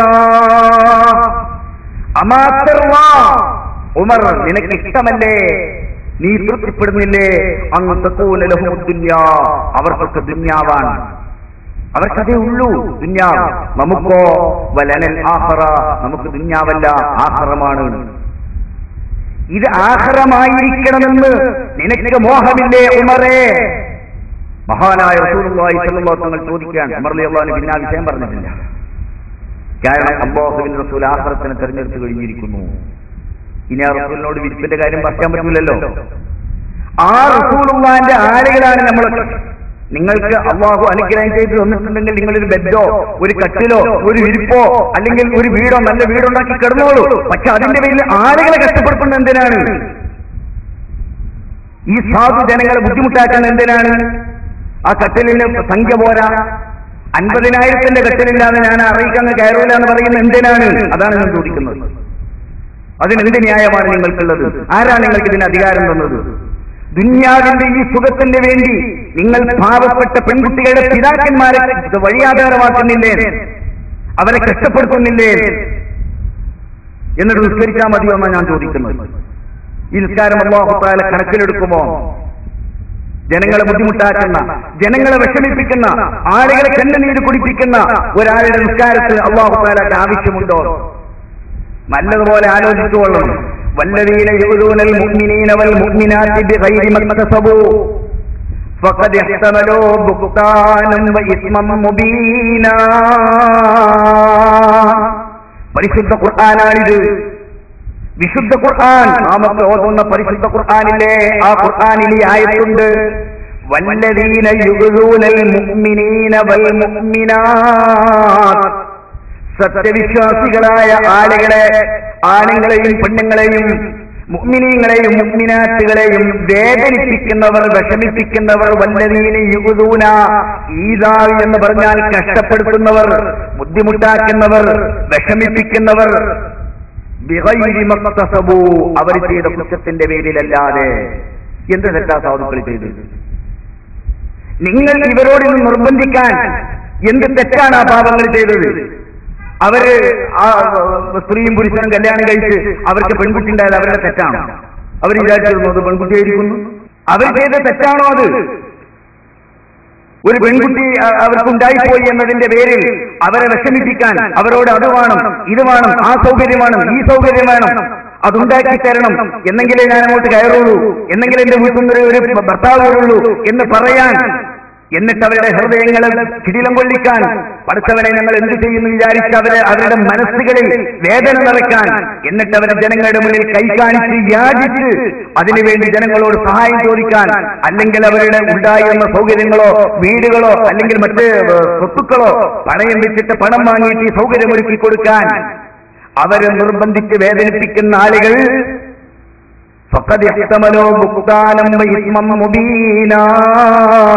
വ്യക്തമായും കുറ്റമാണ് അവർ ചെയ്യുന്നത്, കടുത്ത തിന്മയാണ് അവർ പേറുന്നത് എന്നവർ മനസ്സിലാക്കിക്കൊള്ളട്ടെ. ഇഷ്ടമലു എന്നാണ് അല്ലാഹു തആല പറഞ്ഞത്. അവർ വഹിക്കുക, ഞങ്ങളുടെ നാടൻ ഭാഷ പറഞ്ഞ പേറുക എന്ന് പറയും. ചുമല്ലേറ്റ് നടക്കുന്നത് തിന്മയാണ് അവർ ചുമല്ലേറ്റ് നടക്കുന്നതെന്ന് അവർ കരുതിക്കൊള്ളട്ടെ. എത്ര ഗൗരവത്തിലാണ് അല്ലാഹു തആലയുടെ താക്കീതുകൾ നാം ചെയ്യുന്ന കാര്യങ്ങളെ കുറിച്ച്. പക്ഷെ ആരാണ് ശ്രദ്ധിക്കാൻ? നാം ഇബാദത്തുകൾ ചെയ്യുന്നു, നിസ്കരിക്കുന്നു, നോമ്പനുഷ്ഠിക്കുന്നു, ഒക്കെ ശരിയാണ്. പക്ഷേ നമ്മുടെ ദൈനംദിന ജീവിതത്തിൽ നാം സത്യസന്ധത പാലിക്കുന്നുണ്ടോ എന്ന് നമ്മൾ ആലോചിക്കും. അല്ലാഹുവിന്റെ റസൂല് പഠിപ്പിക്കുന്ന ജീവിതത്തിന്റെ ഒരു ലാളിത്യമുണ്ട്, ജീവിതത്തിന്റെ ഒരു വിശുദ്ധിയുണ്ട്. ആ ജീവിതത്തിൽ ഒരു മനുഷ്യനും മറ്റൊരു മനുഷ്യനെ കൊണ്ട് ബുദ്ധിമുട്ടാവില്ല. ഒരാൾ കണ്ണുനീര് കുടിക്കേണ്ടി വരില്ല, ഒരാളും വേദനിക്കില്ല, ഒരാളും ഒരു മനുഷ്യനെയും ഒന്നിന്റെ പേരിൽ നിർബന്ധിക്കാൻ പാടില്ല. നിങ്ങൾക്കറിയുമോ, മഹാനായ ഹുദൈഫ റളിയല്ലാഹു തആല തങ്ങൾ പറഞ്ഞിട്ടുണ്ട്, അല്ലാഹുവിന്റെ ഹബീബായ റസൂൽ ഒരിക്കൽ ഞങ്ങളോട് പറഞ്ഞു, ബൈഉനി, നിങ്ങൾ എന്നോട് ബൈഅത്ത് ചെയ്യണം, നിങ്ങൾ എന്നോട് ബൈഅത്ത് ചെയ്യണം. ദീന് അല്ലാഹുവിന്റെ റസൂൽ വഴന്നു പറഞ്ഞ് വിട്ടിട്ടല്ല, കയ്യിൽ കൈവച്ചിട്ട് കരാർ ചെയ്യിപ്പിച്ചതാണ് അവരോട്. ഞങ്ങളിതൊക്കെ ചെയ്യും. ശരിക്കും അങ്ങനെ തന്നെ വേണ്ടതും. നമ്മൾക്കൊക്കെ ആരോട് എന്ത് ഉത്തരവാദിത്വം ഉള്ളത്? ഒന്നുമില്ലല്ലോ. ഈ മശായിഖന്മാര് ബൈഅത്ത് ചെയ്യിപ്പിക്കുന്നതിന് അറിഞ്ഞൂടെ? മശായിഖന്മാര് ബൈഅത്ത് ചെയ്യിപ്പിക്കും, ശൈഖന്മാർ മുരീദന്മാരെ കൊണ്ട്. എന്തിനാണത്? അത് കൺട്രോളാണ്. ആ ബൈഅത്ത് ചെയ്തു കഴിഞ്ഞാൽ പിന്നെ അവർക്ക് അതിന് രക്ഷപ്പെടാൻ പറ്റൂല. ഇല്ലെങ്കിൽ ശൈഖിനെ കൊണ്ട് എന്താണ് ഉദ്ദേശിച്ചത് ആ നന്മകൾക്ക് കിട്ടാനും പോകുന്നില്ല. ഒരു ആധ്യാത്മിക ഗുരു ശൈഖ് എന്ന് പറഞ്ഞാൽ ആ ശൈഖ് അതിന് മാത്രം മുറബിയും യോഗ്യനായി. അങ്ങനത്തെ ആളുകളെ പറ്റുള്ളൂ, ആരെങ്കിലും ശൈഖാകാൻ പറ്റൂല. അപ്പൊ അതിന് യോഗ്യനായ ഒരു ശൈഖാണെങ്കിൽ ആ ശൈഖിൽ നിന്ന് അദ്ദേഹത്തെ സമീപിക്കുമ്പോൾ നമ്മൾ എന്താണ് ആഗ്രഹിക്കുന്നത്? നമുക്ക് ആത്മീയമായ സ്വർഗീയത്താണ്, നിയന്ത്രണമാണ്. ദുന്യാവിൽ മാത്രമല്ല ആഖിറത്തിലും. അവിടെ ഈ ഗുരുവിന്റെ സാന്നിധ്യം ദുന്യാവിലുണ്ടാവും, ആഖിറത്തിലുണ്ടാവും എന്നാണ് നമ്മൾ വിശ്വസിക്കുന്നത്. അതാണ് ആഗ്രഹിക്കുന്നതെങ്കിൽ ശൈഖ് നിങ്ങളോട് പറയും, തയ്യാറാണെങ്കിൽ എന്നോട് ബൈഅത്ത് ചെയ്യണം. ബൈഅത്ത് ചെയ്യും. എന്താണോ ശൈഖ് ഇവനിൽ തിന്മകൾ കണ്ടത്, അവന്റെ ദൂഷ്യങ്ങൾ കണ്ടത്, ആ ദൂഷ്യം ചെയ്യില്ല എന്നവരെ കൊണ്ട് ബൈഅത്ത് ചെയ്യിപ്പിച്ചിരിക്കും. അത് ചെയ്തു കഴിഞ്ഞാൽ പിന്നെ അവന് ആ ദുഃഖം ചെയ്യാൻ കഴിയില്ലല്ലോ. അഥവാ ചെയ്താൽ പുറത്തുപോയില്ലേ, ഈ ഷെയ്ഖിന്റെ നിയന്ത്രണത്തിൽ നിന്ന് പുറത്തുപോയില്ലേ, പിന്നെ അവന് ഷെയ്ഖിനെ കൊണ്ട് ഉദ്ദേശിച്ച നന്മ കിട്ടാനും പോകുന്നില്ലല്ലോ. അപ്പൊ അതാർക്കും ഭയമുള്ള സംഗതിയാണ്. ഇത് മശായിഖന്മാർ വെറുതെ ചെയ്തൊന്നുമല്ല, അല്ലാഹു റസൂൽ ചെയ്തിരുന്നതാണ്. റസൂൽ സഹാബികളെ കൊണ്ട് ബൈഅത്ത് ചെയ്യിപ്പിക്കുന്നു. നിങ്ങൾ കടന്നുകൂടെ ബൈഅത്ത് എത്ര ബൈഅത്തുകളിലേക്ക് ഓരോ സന്ദർഭങ്ങളിലും പല കാര്യങ്ങളും ബൈഅത്ത് ചെയ്തു. യുദ്ധം ചെയ്യാമെന്ന് ബൈഅത്ത് ചെയ്തിട്ടുണ്ട് അവരോട്. ബൈഅത്തുർ റിദ്വാൻ, പ്രശസ്തമായ ബൈഅത്തുർ റിദ്വാൻ നിങ്ങൾക്ക് ഓർമ്മയില്ലേ? ബൈഅത്തുർ റിദ്വാൻ, ബൈഅത്തുൽ അഖബ. റസൂലുള്ളാഹി സ്വല്ലല്ലാഹു അലൈഹി വസല്ലം ഹിജ്റ പോകുന്നതിന്റെ 2 വർഷം മുമ്പ് മദീനയിൽ നിന്ന് വന്ന പ്രമുഖരായ ആളുകൾ 7 ആളുകൾ തീർന്നു. 12 ആളുകളാണെന്നും ചില ഹദീസിലൊക്കെ വന്നിട്ടുണ്ട്. അവർ വന്നിട്ട് റസൂലിനോട് പറഞ്ഞു, അല്ലാഹുവിന്റെ റസൂലെ, തങ്ങൾ മദീനയിൽ വരണം. മദീനയിൽ വന്നാൽ മദീനയിൽ അങ്ങയുടെ സംരക്ഷണം ഞങ്ങൾ ഏറ്റെടുക്കും. അപ്പൊ നിങ്ങൾ മുഅ്മിനീങ്ങളായോ എന്ന് ചോദിച്ചു. റസൂൽ ആയി എന്ന് പറഞ്ഞു. എന്നാൽ എന്നോട് ബൈഅത്ത് ചെയ്യണമെന്ന് പറഞ്ഞു. മുഅ്മിനീങ്ങളാകാമെന്ന്, അല്ലാഹു അല്ലാതെ ഇലാഹില്ലെന്ന് ഞങ്ങൾ വിശ്വസിക്കുന്നു, അങ്ങ് അല്ലാഹു റസൂലാണ് എന്നും ഞങ്ങൾ വിശ്വസിക്കുന്നു എന്ന് ഞങ്ങൾ അങ്ങോട്ട് ബൈഅത്ത്. അടുത്ത വർഷം പിന്നെയും വന്ന് 70 ആളുകൾ. അവരും വന്നിട്ട് റസൂലുള്ളാഹിനെ ക്ഷണിച്ചു. മദീനയിലെ പ്രമുഖ ഗോത്രങ്ങളുടെ പ്രതിനിധികളൊക്കെ അതിലുണ്ടായിരുന്നു. 8 പെണ്ണുങ്ങളുണ്ടായിരുന്നു ആ കൂട്ടത്തിൽ. അവർ റസൂലുള്ളാഹി സ്വല്ലല്ലാഹു അലൈഹി വസല്ലം തങ്ങളോട് ബൈഅത്ത് ചെയ്തു, കരാർ ചെയ്തു. പുരുഷന്മാരൊക്കെ റസൂലുള്ളാഹിന്റെ കയ്യിൽ കയ്യെത്തിട്ട് ബൈഅത്ത് ചെയ്തു. സ്ത്രീകൾ റസൂലുള്ളാഹിനോട് വാക്കാൽ ബൈഅത്ത് ചെയ്തു. ആ കരാർ ചെയ്തു. അതിനാണ് ബൈഅത്തുൽ അഖബ എന്ന പേരിൽ, അഖബയിൽ വെച്ചാണ് ബൈഅത്ത് എന്ന് പ്രസിദ്ധമായത്. കരാറാണ്. അതുപോലെ ഹുദൈബിയ സന്ധിയുടെ ദിവസം ഹുദൈബിയയിൽ വെച്ചുകൊണ്ട് റസൂലുള്ളാഹി സ്വല്ലല്ലാഹു അലൈഹി വസല്ലം സഹാബികൾ കരാർ ചെയ്തില്ലേ? എന്താ കരാർ ചെയ്തത്? അന്നുണ്ടായ പ്രശ്നം ഉസ്മാൻ റളിയല്ലാഹു അൻഹു തങ്ങൾ കൊല്ലപ്പെട്ടു എന്നുള്ള വാർത്ത കേട്ടതാണ്. റസൂലുള്ളാഹി സ്വല്ലല്ലാഹു അലൈഹി വസല്ലം തങ്ങൾ ഹിജ്റയുടെ 6ാമത്തെ വർഷം ഉംറയ്ക്ക് വരികയാണ്. നാട്ടിൽ നിന്ന് പോയിട്ട് 6 കൊല്ലം കഴിഞ്ഞിട്ട് ആദ്യമായിട്ട് നാട്ടിലേക്ക് തിരിച്ചു വരികയാണ് ഉംറ ചെയ്യാൻ. മക്ക റസൂലുള്ളാഹിന്റെ ജന്മനാടല്ലേ. പക്ഷേ മക്കയിലെത്തിയില്ല. ഹുദൈബിയയിലെത്തിയപ്പോഴേക്ക് പ്രശ്നമായി. മക്കയിലുള്ള ആളുകൾ കിടക്കാൻ സമ്മതിക്കൂല എന്ന് അറിഞ്ഞു. ഹുദൈബിയയിൽ ക്യാമ്പ് ചെയ്തു. ഹുദൈബിയ അടുത്ത് തന്നെയാണ്, മക്കത്തേക്ക് അവിടുന്ന് ഒരു 22 കിലോമീറ്റർ ഉണ്ട്. നമ്മൾ ജിദ്ദയിൽ നിന്ന് മക്കയിലേക്ക് പോകുമ്പോൾ കാണും ഹുദൈബിയ. ഏതായിരുന്നാലും ഒരാളെ സംസാരിച്ചു നോക്കുക അവരെന്നുള്ള ഉസ്മാൻ റളിയല്ലാഹു അൻഹുവിനെ അവരുമായിട്ട് സംസാരിക്കാൻ പറ്റും. ഉസ്മാൻ റളിയല്ലാഹു അൻഹു അവിടെ ചെന്നപ്പോൾ അവര് ഉസ്മാൻ റളിയല്ലാഹു അൻഹുവിനെ പിടിച്ച് ബന്ധനസ്ഥനാക്കി. പക്ഷെ എന്നിട്ട് അവർ പ്രചരിപ്പിച്ചു ഉസ്മാൻ കൊല്ലപ്പെട്ടു. യഥാർത്ഥത്തിൽ കൊല്ലപ്പെട്ടിട്ടില്ല, പക്ഷെ അവരങ്ങനെ പ്രചരിപ്പിച്ചു. ഈ വാർത്ത സഹാബികൾ കേട്ടു. രോഷാകുലരായി മഹാനായ ഉമർ ഇബ്നുൽ ഖത്താബ് റളിയല്ലാഹു അൻഹു തങ്ങൾ പറഞ്ഞു, അല്ലാഹുവിന്റെ റസൂലേ, തങ്ങൾ അനുമതി തന്നാൽ ഞങ്ങൾ മക്കയിലേക്ക് മാർച്ച് ചെയ്യുന്നു. തങ്ങൾ സമ്മതിച്ചാൽ മതി, വേറൊന്നും വേണ്ട. ഞാൻ എഴുത്തക്കാരൻ, ഒന്നുകിൽ മക്ക ഞങ്ങൾ കീഴടക്കും, ഇല്ലെങ്കിൽ ഉസ്മാന്റെ രക്തത്തിന്റെ പകരം ചോദിച്ച് മക്കയുടെ മണ്ണിൽ ഞങ്ങൾ മരിക്കും. അപ്പോ എല്ലാവരോടും ഇത് പറഞ്ഞ അല്ലാഹുവിന്റെ റസൂൽ പറഞ്ഞു, അതങ്ങനെ പറഞ്ഞാൽ പറ്റൂല, നിങ്ങൾ അതാണ് നിങ്ങളുടെ താല്പര്യമെങ്കിൽ എന്നോട് കരാർ ചെയ്യണമെന്ന് പറഞ്ഞു. ബൈഅത്ത് ചെയ്യാൻ പറഞ്ഞു. റസൂൽ കയ്യങ്ങനെ ഇട്ടു കൊടുത്തു.